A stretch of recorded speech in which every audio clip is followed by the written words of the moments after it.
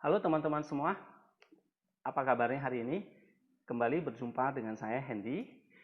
Kali ini saya akan membagikan satu video pengajaran yang saya ambil di dalam Lukas pasal 10 ayat 25 sampai 37. Ini bercerita tentang perumpamaan orang Samaria yang baik hati.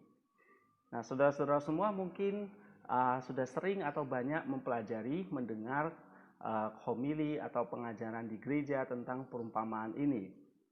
Nah, saya tidak akan mengulangi atau menambahkan hal yang mungkin saudara sudah pernah dengar.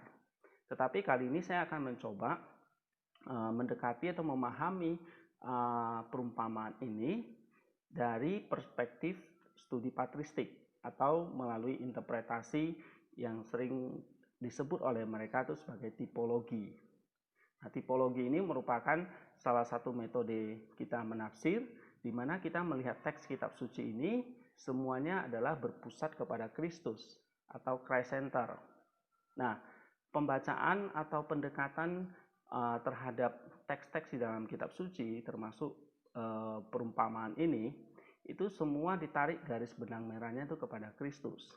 Sebab kitab suci, firman Allah ini memang merupakan pewahyuan dari Allah sendiri melalui firman-Nya, yang puncak dari firman itu sendiri adalah pribadi, yaitu Yesus Kristus. Sehingga apa yang tertulis di dalam kitab suci, baik perjanjian lama maupun perjanjian baru, itu semuanya sebetulnya punya satu tema yang besar atau satu tema pokok, yaitu seperti yang dikatakan dalam Ibrani pada video-video saya kemarin, bahwa puncaknya adalah kepada firman Allah yang menjadi manusia yang berinkarnasi itu, yaitu Yesus Kristus. Sehingga baik di dalam perjanjian lama itu sudah ada nubuat-nubuat atau pemberitahuan-pemberitahuan yang akan terjadi, yang akan digenapi oleh Tuhan Yesus, mulai dari hukum Taurat, kemudian tulisan para nabi, bahkan hikmat bijaksana Salomo, nyanyian Mazmur, itu semua akan berpusat atau akan digenapi di dalam diri firman Allah yang berinkarnasi itu, yaitu Yesus Kristus. Nah, tidak terlepas juga apa yang terjadi di dalam perjanjian baru, misalnya seperti yang Tuhan Yesus sendiri ajarkan. Nah, apa yang diajarkan itu semua akan menceritakan apa yang menjadi karya Dia, ya. Kemudian apa yang akan Dia genapi sampai pada akhir zaman.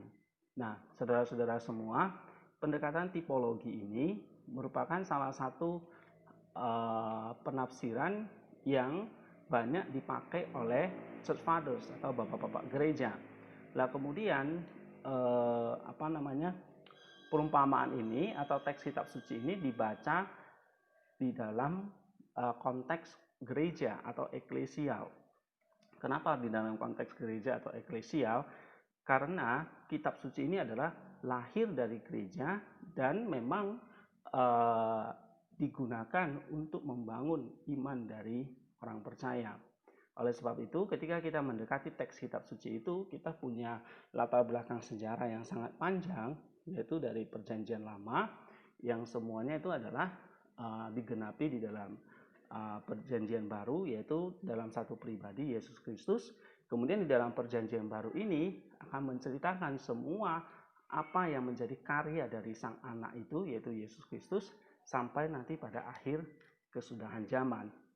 Oleh sebab itu, dua pendekatan yang pertama di sini yang penting adalah Christ Center atau tipologi, dan yang kedua adalah eklesial.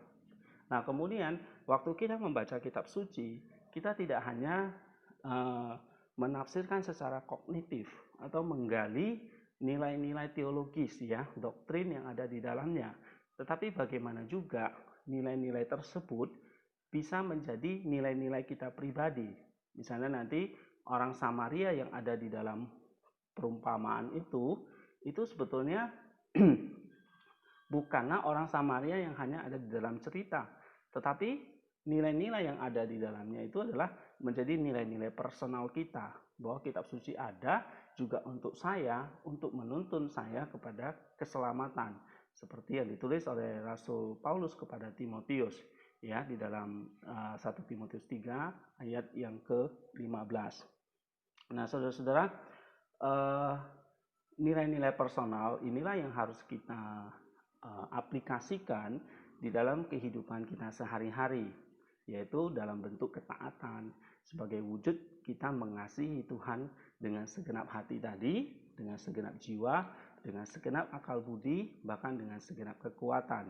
Nah, itu adalah segenap hidup kita, yaitu kita mengasihi Dia melalui firman Tuhan yang kita pelajari dari hati, kemudian turun kepada nus, akal budi, turun kepada komposisi jiwa kita, yaitu segenap tubuh kita, bahkan kekuatan dengan segala daya upaya, yaitu tingkah laku, perbuatan kita, ucapan kita, pikiran kita, itu semua kita arahkan, kita lakukan sesuai dengan firman Tuhan yang kita pelajari setiap hari.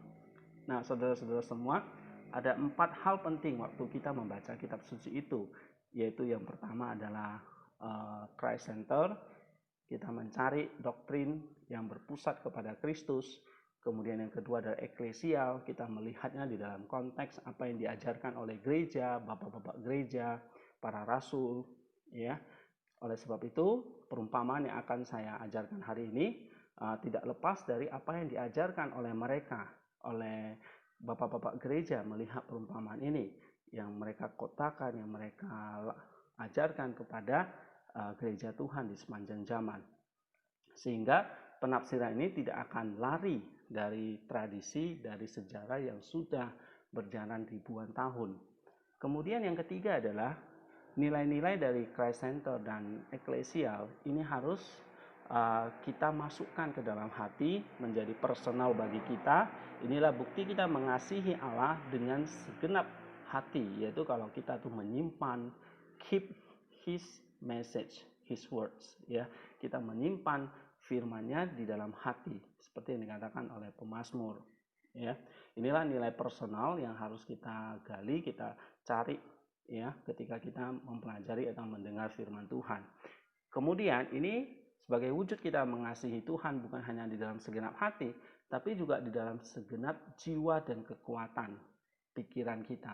Inilah yang disebut dengan obedience atau ketaatan.